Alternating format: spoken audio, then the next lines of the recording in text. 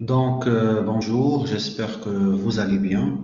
À la demande des étudiants, je vous ai préparé aujourd'hui la correction de l'examen relatif à la comptabilité des sociétés concernant la session normale 2021. Comme vous l'avez déjà vu, l'examen a été organisé sous la forme d'un QCU, question à choix unique, où une seule réponse par question devrait être cochée. Donc là, je vous ai donné deux exercices indépendants. Donc le premier exercice concerne le chapitre traitant de la constitution des sociétés. Et donc nous avons une société anonyme, Alpha, ayant été créée le 5 mars 2020 avec un capital de 600 000 dirhams divisé en actions de valeur nominale 100 dirhams par apport en numérique. À la souscription, seul le versement du minimum légal a été exigé par la société, en l'occurrence les 25%. C'est le minimum, le 1/4. Cependant, 2000 actions sont libérées immédiatement en totalité. Le 2 août 2020, la société appelle le deuxième quart et donne un délai de 15 jours. Tous les actionnaires ont répondu à l'appel. Donc, pour la première question, il s'agit de déterminer le capital libéré à la Constitution. Donc là, comme vous voyez sur l'écran, nous avons un capital de 600 000 dirhams divisé en actions de valeur nominale 100 dirhams. Et nous avons à la fois le 1/4 qui a été libéré et exigé à la souscription. Et on a des versements par anticipation de l'ordre de 2000 actions qui ont été libérées immédiatement à la souscription. Donc là, nous avons trois choix. Donc A, B, C, D, soit 300 000, 150 000, 450 000 ou 600 000. Alors, je vous ai déjà expliqué le détail. Nous avons le capital social qui constitue des apports potentiels, 600 000 dirhams, avec 6 000 actions. Le capital qui a été appelé à la souscription est de 150 000, donc 6 000 actions fois 100 fois le 1/4, c'est le minimum qui a été requis. Et le capital non appelé à la Constitution est les 3/4 restantes, à savoir 450 000, ce qui nous donne un total de 600 000 dirhams. Mais la première question par rapport à l'examen était de déterminer quel est le capital libéré à la Constitution. Qu'est-ce qu'on a reçu à la Constitution? Qu'est-ce que l'entreprise a reçu? Elle a reçu le minimum légal ayant été exigé à la souscription, à savoir le 1/4, et elle a reçu la totalité des parts représentant l'équivalent de 2000 actions qui ont été libérées par anticipation. Et donc, la valeur du capital libéré est à la fois, donc, comme vous voyez sur l'écran, le 1/4 ayant été exigé par la société, donc 6000 actions fois 100 dirhams l'action fois le 1/4, donc c'est 150 000 dirhams. Et on a reçu par anticipation totalité, donc la totalité des parts relatives sur le 2000 actions. Donc, totalité, donc le 1/4 a été déjà reçu à la souscription, plus les 3/4 représentant la part de 2000 actions, ce qui constitue un versement anticipé. Donc, on a 2000 actions fois 100 dirhams l'action, fois les 3/4 qui ont été versés par anticipation, ça nous donne 150 000. Donc, le capital libéré est de 300 000 dirhams.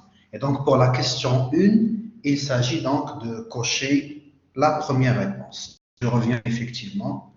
Donc, pour la première question, il s'agit donc de cocher la première proposition. C'est pour cela que les étudiants ont commis des erreurs par rapport à l'identification du capital libéré. Il y en a qui ont coché 150 000, il y en a qui ont coché 600 000, etc. Alors que ce qu'on a reçu, ce qu'on appelle le capital libéré, c'est le capital qu'on a reçu à la Constitution. C'est à la fois le 1/4 ayant été exigé par l'entreprise et les 150 000 qui constituent un versement anticipé qui ont été effectivement reçus à la souscription, comme a été écrit ici sur la question.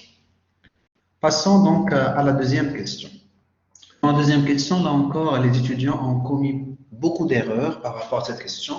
Là, on vous demande d'enregistrer la réalisation de la promesse. Rappelez-vous, dans notre chapitre traitant de la Constitution, nous avons distingué deux types d'écriture. La première écriture, c'est la promesse. C'est l'ensemble des apports potentiels qu'on devrait recevoir.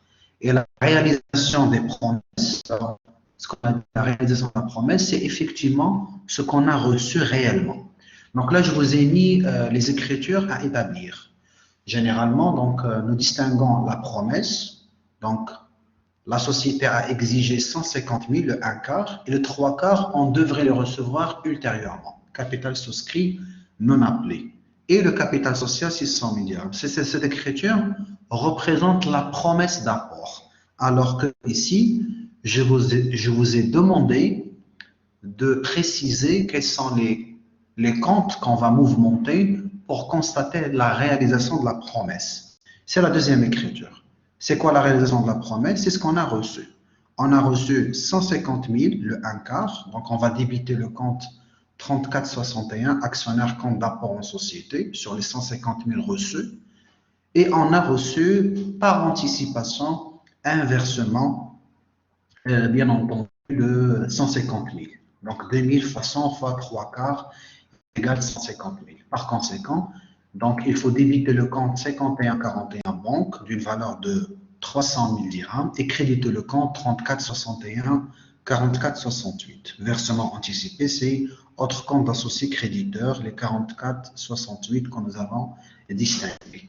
Donc là, en termes de proposition, la première 1, la proposition 1, n'est pas correcte parce que quand on débute le compte 3461 et 1119, nous sommes dans la promesse d'apport et non pas sa réalisation. Et donc là, pour la deuxième question, il fallait bien entendu cocher la réponse B.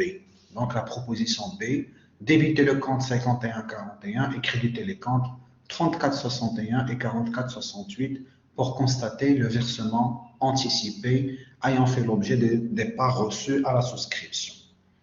De la même manière, pour la troisième question, je vous ai demandé de préciser la valeur du versement anticipé. Et donc, effectivement, pour la troisième question, il s'agit de cocher la réponse C. La valeur est de 150 000, comme développé ici. Donc, nous avons 2000 actions fois 100 fois uniquement les 3/4, parce que le 1/4 est censé être libéré comme a été exigé par la société à la souscription. Et par anticipation, on a reçu la totalité. Et donc, uniquement les 3/4 qui représentent la valeur du versement anticipé. D'où donc les erreurs commises par certains étudiants. Donc, pour la question 3, c'est la réponse C qu'il faut cocher. On continue donc pour la quatrième question.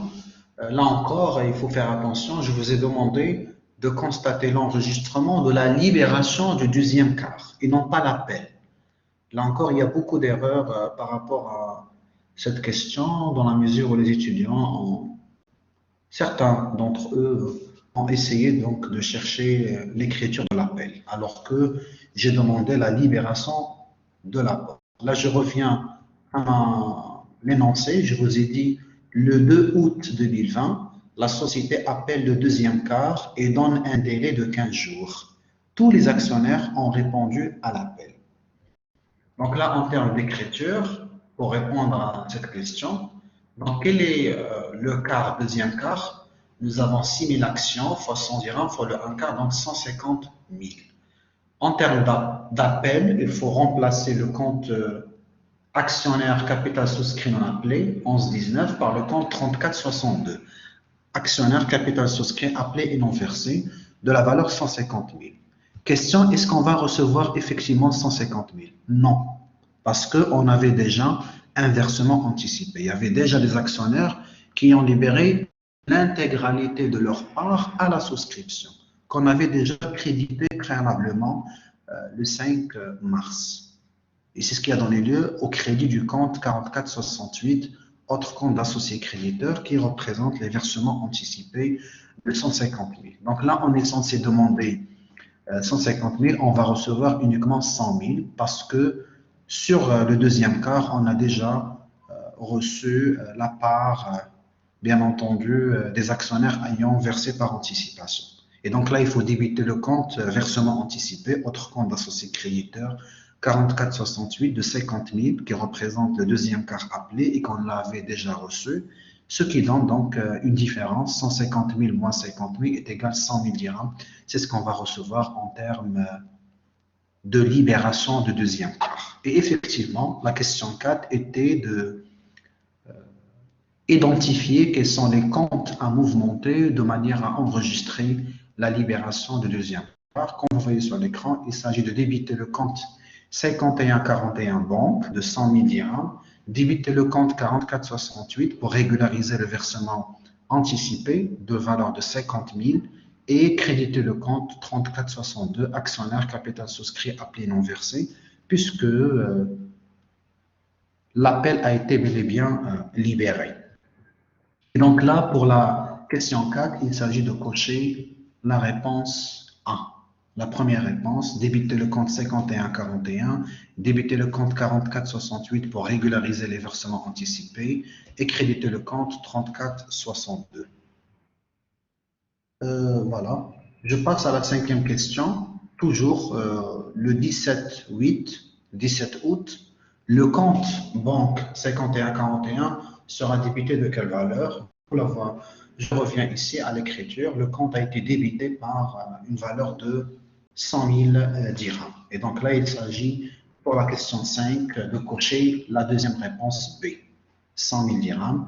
Et pour le solde du compte 4468, le solde, je reviens, donc on avait crédité le compte 4468 de 150 000 à la Constitution. Par la suite, on l'a débité par 50 000, donc il reste solde créditeur de 100 000. Pour la question 6, il s'agit de cocher la première réponse, donc 100 000 solde créditeur. Voilà la démonstration pour le compte 4468, c'est un compte schématique. On l'a crédité à la souscription, à la création, le 5 mars, des 3 quarts, 150 000. On a régularisé le 17 août par le débit du compte 50 000, le 1 quart. Il reste donc 100 000 dirhams, solde créditeur, à régulariser ultérieurement pour le troisième appel et pour le quatrième appel. Et par conséquent, pour la question 6, il s'agit de cocher la réponse A. La question 7 est une question de réflexion. Donc, l'intérêt statutaire représente une partie du bénéfice de la société accordée à un gérant ou à un administrateur. Non, c'est faux. Une partie du bénéfice qui est versée à l'ensemble des actionnaires. Non, c'est le dividende. Tout court. Effectivement, il s'agit de cocher la question C. Donc, la réponse C, c'est une partie du bénéfice qui est versée aux actionnaires ayant libéré leur promesse d'apport. Voilà, donc... c'est ce qu'on avait déjà discuté tout au long de nos séances en live ou même celles enregistrées sur ma chaîne YouTube. La deuxième partie, donc, c'était un cadeau de ma part. Je vous ai pris donc un exercice des travaux dirigés. Donc, vous avez déjà dans les travaux dirigés concernant la répartition des résultats. Je vous ai donné un cas sur 10 points. Mais malheureusement, pas mal d'étudiants n'ont pas su répondre parce qu'il y avait quand même des choses à nuancer. Donc là, nous avons une société anonyme Razim qui présente au 31/12/2019 la situation suivante. Nous avons un capital social, 4 millions de dirhams dont la valeur nominale de 100 dirhams, capital souscrit appelé et versé 3 millions de dirhams, capital souscrit non appelé 1 million de dirhams, réserve légale, c'est le solde 375 000 dirhams, rapport à nouveau négatif, moins de 285 000 dirhams, résultat net de l'exercice 860 000 dirhams. Les statuts prévoient pour la répartition de bénéfices la réserve légale dans le minimum légal, premier dividende au taux de 8%, constitution d'une réserve de 60 000 dirhams et l'Assemblée générale ordinaire tenue le 29/2/2020 a décidé les affectations suivantes: réservation facultative, réserve facultative 50 000 dirhams, solde est attribué au superdividende arrondi au dirham inférieur. Le capital a été libéré qu'ensuite 1 million de dirhams le 1 avril 2018, 1 million de dirhams le 1 juillet 2019, 1 million de dirhams le 1 octobre 2019. La valeur de réserve légale à retenir est 2. Vous avez 4 propositions. Voilà, donc j'ai pris les résultats tels qu'ils étaient corrigés avec vous lors d'une séance de TD, si vous vous rappelez. On a ici un bénéfice, voilà, résultat net de l'exercice qui est positif de 860 000 auquel on impute un report à nouveau sur le débiteur, une valeur négative, moins de 285 000, c'est ce que vous avez ici, report à nouveau moins de 285 000, ça nous donne un solde de 575 000. 575 000. Donc là, pour la réserve légale, nous avons 5% du bénéfice à affecter. Donc 500, comme vous voyez ici, 575 000 fois 5% est égal à 28 750. Mais, juridiquement parlant, il y a un plafond de 10% à ne pas dépasser. Là, nous avons le capital social, 4 millions de dirhams fois 10%, 400 000. Nous avons déjà ici le stock de réserve légale qui s'élève à 375 000 dirhams, ce qui nous donne une marge de 25 000. Donc, on ne peut pas retenir 28 750, on va juste retenir 25 000 pour respecter le plafond imposé par la loi, 10% du capital social pour les sociétés anonymes, ce qui donne un solde de 550 000 dirhams. Donc là, pour la 8e question, il s'agit de cocher la deuxième réponse B, 25 000 dirhams. Ce n'est pas 28 750 parce qu'il y a un plafond à ne pas dépasser. Pour la 9e question, donc le premier dividende à distribuer s'élève à. Donc je reviens au détail. Donc vous avez le premier dividende, c'est 8% concernant les différentes libérations. Donc nous avons 1 million de dirhams depuis le 1 avril 2018, 1 million de dirhams depuis le 1 juillet et 1 million de dirhams depuis le 1 octobre. Donc là, on impute les périodes. Donc pour le 1 million sur 2018, on va prendre entièrement, fois 8%, donc 80 000. Pour la deuxième, vous avez depuis juillet, nous sommes en 2019, juillet jusqu'à décembre, donc 6 mois. Et l'autre, c'est le mois d'octobre, donc 3 mois uniquement. Donc nous avons 80 000, 40 000, 20 000, ce qui donne un total de 140 000. Donc là, en termes de propositions, je vais vous donner 80 000, 140 000, 240 000, 440. Et effectivement, pour la question 9, il s'agit de cocher la deuxième réponse B, la valeur de 140 000 pour le premier dividende, ce qu'on appelle l'intérêt statutaire. La question 10, on vous a demandé de préciser le total des dividendes à distribuer. Donc, à la fois le premier dividende et le super dividende. Vous avez pour le premier dividende 140 000. On a imputé les différentes réserves, comme vous avez ici dans l'énoncé. Vous avez une réserve statutaire de 60 000, puis une réserve facultative de 50 000, ce qui donne 300 000 dirhams restants. Par rapport au nombre d'actions, donc nous avons 200 dirhams, 4 millions, donc 20 000 actions. Ça donne 15 dirhams arrondi au dirham inférieur, ce qui donne 300 000 dirhams. Et donc, nous avons un solde nul. Donc, au total, nous avons 140 000 dirhams, premier dividende, et 300 000 dirhams, super dividende. Donc, pour le total, c'est effectivement, pour la question 10, c'est la dernière réponse, 440. Vous avez à la fois 140 000 dirhams pour le premier dividende et 300 000 pour super dividende. Total dividende, 440 000 dirhams. Avec une taxe retenue à la source de 15%, ce qui donne un ensemble dividende net de 374 000 dirhams et une taxe de 66 000. Donc là, pour la société, la taxe sur les produits d'action à payer est de 15% de total, l'ensemble des dividendes, 440 000 dirhams, ce qui donne une valeur de 66 000. Donc, pour la question 10, il s'agit de cocher la réponse D. Et pour la question 11, il s'agit de cocher la réponse A. Je continue. Donc, pour la société Razim, le compte associé dividende à payer sera mouvementé de la valeur le 8 juillet 2020. Donc, pour la question 12, il s'agit de cocher la valeur donc C, 374 000 soldes débiteurs. Ce que vous avez ici, c'est la valeur nette. La différence, 374 000 solde débiteur. Ce n'est pas un solde créditeur.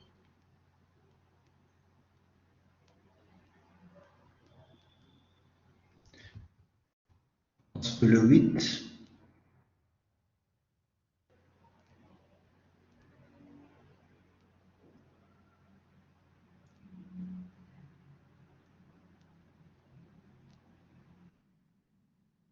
voilà. Donc, j'étais à la question 12. Pour la question 13, le rapport à nouveau, on vous a demandé le rapport à nouveau après affectation. Est-ce qu'il est débiteur, créditeur, 20 000 ou bien solde nul? Comme vous voyez ici, vous avez un solde nul. Il n'y a pas de report à nouveau après affectation. Vous avez vu que la totalité du résultat bénéficiaire a été affectée, tout simplement. Effectivement, pour la question 13, il s'agit de cocher la dernière réponse, un solde nul. Et voilà, donc,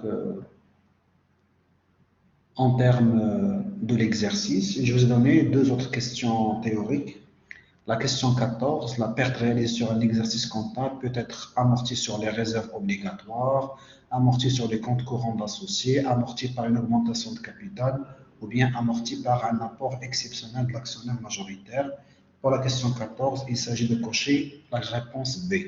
La perte réalisée peut être amortie sur les comptes courants d'associés, les CCA. Je vous ai déjà expliqué cela dans le deuxième chapitre. Vous n'avez qu'à réécouter la vidéo explicative à cet effet.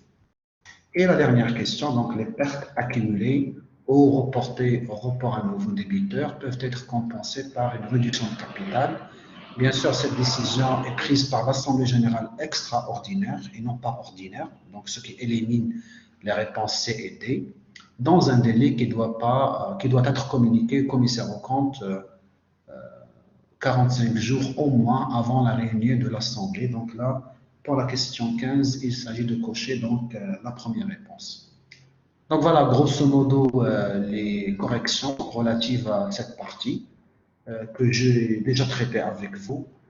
Vous avez déjà le support avec la correction et vous avez aussi la vidéo explicative qui détaille tous ces éléments. Voilà, donc je vous souhaite une bonne chance pour la session de rattrapage et je reste à votre écoute pour toute question, observation. Donc vous pouvez commenter la présente vidéo, soit sur ma chaîne YouTube et même nous laisser vos questions sur le forum de discussion que je vous ai créé sur l'espace ENT. Voilà, donc sur ce, je vous souhaite une très bonne continuation et à la deuxième session pour ceux et celles qui vont encore rattraper ce module. Et toutes mes félicitations à les étudiants qui ont saisi cette opportunité où ils ont eu des très bonnes notes. La première note est de 18,5, donc ce qui justifie donc le sérieux de certains éléments qui profitent des opportunités. Donc voilà, tenez-vous bien, accrochez-vous, essayez de relire attentivement les différents supports de cours, les exercices corrigés, réaliser les vidéos explicatives pour comprendre toujours en profondeur. Il ne faut pas juste apprendre les exercices. Et c'est cette compréhension qui va vous aider pour dépasser les éventuelles épreuves. Voilà, je vous souhaite bonne chance pour la session de rattrapage et à très bientôt.